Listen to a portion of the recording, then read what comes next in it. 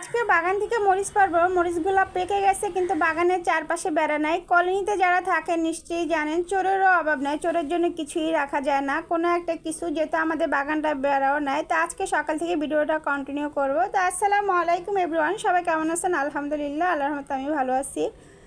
তো আমার বাসায় তেমন কোনো সবজি আছে কিন্তু আসলে আন্টির শরীর ভালো না দেখে আজকে বাজার থেকে ফ্রেশ তরকারি এনে রান্না করব। তো ভিডিওটা না টেনে দেখেন, ভালো লাগবে ইনশাল্লাহ। বাজারে যাব, তো বাহিরে হালকা বৃষ্টিও হচ্ছে, কিছুই করার নাই, ছাতা নিয়ে যাব, সেগুলো সব কিছুই আপনাদের সাথে শেয়ার করব। চা খেয়ে বাজারে চলে যাব, মরিচ তুলবো।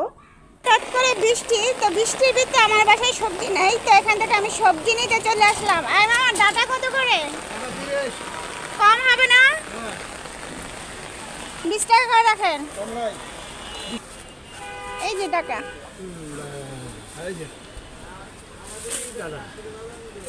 এখান থেকে ডাটা নিচ্ছি। আর কি সুন্দর শাপলা, বৃষ্টি ছিল এই মেঘে, বৃষ্টি চলে গেছে।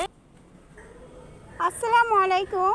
রান্না করতে গিয়েছি, দেখে মরিচ নাই, তো আলহামদুলিল্লাহ যেহেতু আমার বাগানের গাছ, তো দেখেন মাশাআল্লাহ একটার ভিতরে 4টা মরিচ, আর কি সুন্দর লাল হয়ে আছে। তো মরিচগুলো আমি পেরে নিব, এই জন্য আপনাদের সাথে একটু শেয়ার করি ভাবলাম। ওয়াও, কি লাল, দেখতে কত ভালো লাগতেছে। আজকে এগুলো দিয়ে রান্না করব।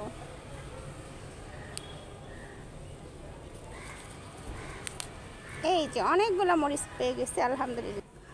তো আলহামদুলিল্লাহ বাজার করতে গেছি, এই জন্য আসার সময় একদম মরিচগুলো পেরে নিয়ে আসলাম। আসলে বৃষ্টির ভিতরে যেটা বললাম, কলোনিতে প্রচুর ছোট আছে, চারপাশে আমার বাগানটাতে বেড়া নাই, কিছু হলে দেখা যায় নিয়ে যায়, তো এই জন্য সবসময় তার খেয়ালে রাখা যায় না, এই জন্য মরিচগুলো পেরে ফেললাম। আর আজকে ঘর দৌড়গুলো একটু পরিষ্কার করলাম, কারণ সবসময় এগুলো করা হয় না।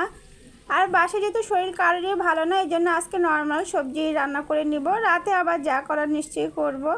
আর এই সবজিটা এত মজা লাগে, একদম নারকেল বাটা বুটের ডাল দিয়ে খুবই আমি হয়, সকালবেলা রুটি সব কিছু দিয়েই খেতে তো খুবই মজা লাগছে। তার সাথে আমি কিছুটা শুটকি রান্না করে নিব, তো শুটকিটা রান্না করব অল্প মশলা দিয়ে। আর সাথে বিকালের জন্য ফলের কাস্টার্ড, ফল দেখেন শুকিয়ে কি অবস্থা। তো আসলে আজকাল বাচ্চা, আমার বোন তো কোনো ফলই মুখে দেয় না, তো কাস্টার্ড বানিয়ে নিলে তারপরে একটু খাওয়া যাবে।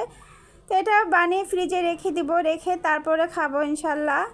আর আমি যে কোনো কাজ বলছি তো, যে বিকালে কোনো কিছু করতে হলে দুপুরের সাথেই করে ফেলি, কারণ বিকালে আর করতে ভালো লাগে না। মেয়ে মানুষের কাজ মনে কোনো শেষই হয় না, যতই করেন একটা না একটা কাজ বের হয়েই যায়।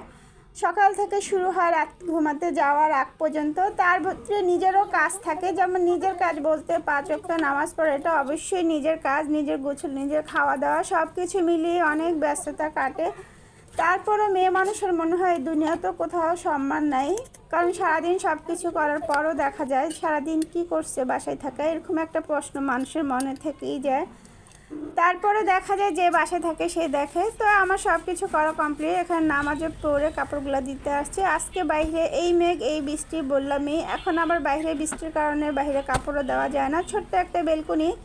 তারপর আলহামদুলিল্লাহ যতটুকু আছি শুকুর আলহামদুলিল্লাহ। রোদের ভিতরে বৃষ্টি, বৃষ্টির ভিতরে রোদ, এই নিয়ে চলছে। তো আজকের ভিডিওটা এই পর্যন্ত। সবাই ভালো থাকবেন, সুস্থ থাকবেন, আল্লাহ হাফেজ।